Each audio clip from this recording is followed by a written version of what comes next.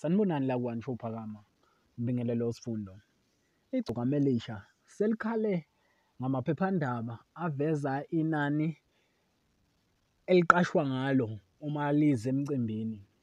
Likuvezile-ke igcokama Elisha ukuthi nabahleli bemicimbi abanake indaba yalo nabo behleleke ukuze beqashe lona.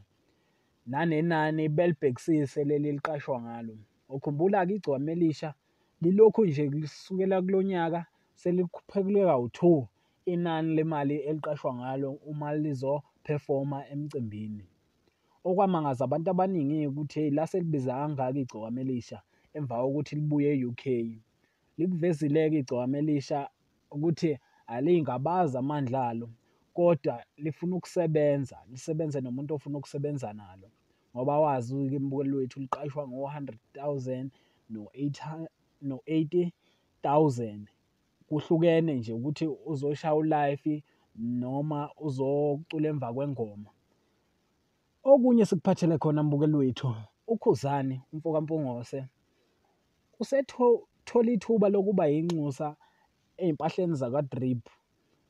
Uzokhumbula-ke mbukeli wethu, nazi iy'thombe elokhu ey'phosta nje eveza iy'ndlela ey'hlukene ngazo lezi uhlobo lwaka-Drip. Ubadla-ke udla ubhedu-ke ngale fashini-ke yaka-Drip. Sacela nje usiyuve umbono wakho ngaphansi comment section ukuthi ngabe ukubuka kanjani wena mbukeli wethu lezi ndaba esikuphathele zona namhlanje. Sacela usiyuvo lwakho ngaphansi comment section. Ungakhohlwa ukulayikha, nokukhomenta, nokusubscribe. Ngiyabonga.